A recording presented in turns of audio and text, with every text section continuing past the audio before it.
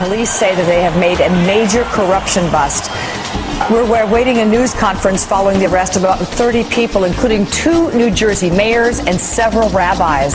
Officials say some of the suspects charged today were selling human organs. The suspects were allegedly involved in taking cash payments to help find organs for patients in need of transplants. It is unclear where the body parts might have come from or how many surgeries may have been done, and we're hoping to get more information at that news conference in this hour. But for more on this, joining me now from Boston is Bill Gavin, an FBI veteran of 28 years and a former assistant director of the agency's New York office. And from Philadelphia, Dr. Arthur Kaplan, director of the Center for Bioethics at the University of Pennsylvania, and interestingly, co-chair of the UN Task Force on Human Trafficking. And from Washington, D.C., Dr. Bernadine Healy, health editor for U.S. News and World Report. Bill, I'd like to start with you. Reports right now that 30 people have been arrested, including a couple of mayors, deputy mayors, rabbis, state assemblymen. It certainly sounds like a very large dragnet. There's no doubt about it. It is a large dragnet. The case has been ongoing for a couple of years now, and there's obviously cooperating witnesses involved in this. I've read both the complaints for a number of the individuals. Cooperating witnesses, I'm sure grand jury involvement. I'm also sure that there were overhears on telephones from Title III's. So it's going to be a far-reaching case, and some of these individuals are going to end up in jail. There's no doubt that they took money, and they have that recorded and have it taped pretty well at the same time. I'd like to pause for a minute and bring in WNBC's Jonathan Dienst, who's joining me on the phone. Jonathan's been following this very carefully this morning. Jonathan, can you give us some insight and an update? Jonathan Dienst, are you there? Yes, I am. Can you hear me? Yes, I sure can. Can you go ahead and just tell us? Yeah, they're calling this one of the biggest, if not the biggest, public corruption investigation in New Jersey state history in terms of numbers. There were dozens of arrests. At last count, we heard of 30 people in custody, more than 20 of them public officials, some of them mayors, as you just heard, from Secaucus, from Hoboken, lots of officials from Jersey City as well. So this is wide-ranging. But this investigation doesn't only include allegations of public corruption. It includes issues of money laundering by community leaders and rabbis in numerous communities. It also amazingly deals with the smuggling of body parts. There's talk now that, or among the charges, that one of the suspects was actually lining up the kidney donors overseas out of Israel, and then they were allegedly lying for needy patients that these were relatives, and then they would fool hospitals like Johns Hopkins in Baltimore or Robert Wood Johnson Medical Center in New Brunswick to try to get them to perform these operations. So there are more and more charges and more allegations coming up from this undercover operation that was started out as public corruption and then grew into money laundering and the smuggling of body parts. And Jonathan, I just want to make sure we're looking at these suspects, these 30-plus people who may have been rounded up. There's no indication at this point that these universities or these medical centers were at all in this game. No, not at all. They were unknown. They were duped. Absolutely not.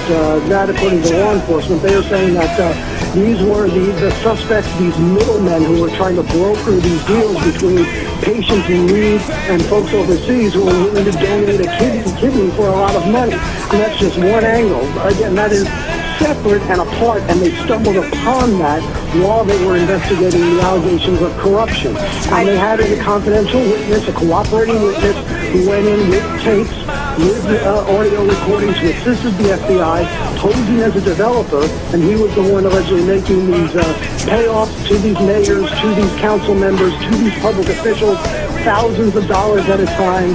And this is 20-plus public officials in this case. And you remember, New Jersey in just the last few years has seen more than 100 public officials be convicted, be charged in connection with public corruption charges. I'd like to bring in Art Kaplan for a second. Art, you have written so much about this. I mean, I keep thinking you can't make this stuff up. This is just unbelievable.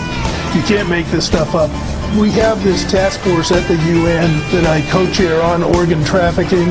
We've known for some time that there is international money laundering going on. I fear that what we're going to see here is not trade in body parts, but trade in people to sell their organs. I'm very concerned that this is really a scandal. It's going to involve selling organs from living people.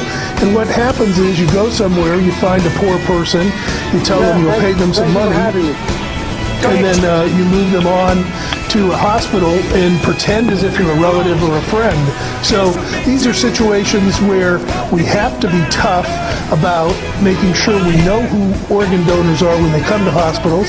Hospitals try to do that. I think they may have to redouble those efforts.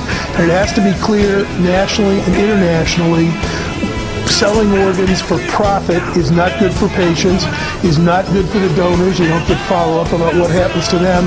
And we really have to crack down. We're going to say that in our report in a couple of months. We've got to stop this international trade in body parts. Bernadine, you have worn so many hats in your career: a physician, head of a medical center, head of the Red Cross, now as a journalist for U.S. News and World Report. Your thoughts on this? Well, I think the important thing for the public to know is that it is illegal in this country to sell organs. So whatever international rules might be, that this is an illegal and somewhat chilling thing to do. We've had statutes for the longest time that have been so supported by the medical community. That this could happen here in this country is so shocking that I have to add one word of caution. Make sure that we get the facts before we really say that this is happening. I mean, it's so astoundingly awful, Nancy. Bill, you said something that I thought was so fascinating, that this has been in the works for years. Are these investigations that usually start looking at a flow of money and then investigators stumble in to sort of, the meat of the whole thing? Yeah, Nancy, you're right. That's what happens. It probably started as a public corruption case with the individuals in New Jersey, and then it keeps blossoming from that. You overhears on telephones and things like that. This is going to have a triple effect. It's going to do the public corruption, the money laundering. I think is going to be big, and then the harvesting of human organs is just absolutely irresponsible and diabolical. I think. And Bill, really quickly, if this had been an investigation for years, what then is the trigger point to make the authorities say, okay, now we're moving in and we're getting at least, arrest these guys and throw up some indictments? There's a couple of things that can do that, Nancy. It can be personal risk for individuals involved. It can also reach a point where something illegal, well, it's all illegal, but something drastic is going to be done that could actually harm an individual, and it might have to just reach that point where they say, we have to end this right now. They have a big dragnet and 30 people. Sordid, awful, and unfortunately undermines all the good transplant programs and all the other information out there. So we will keep following this, and my appreciation to all three of you. I am Dracula. I bid you welcome.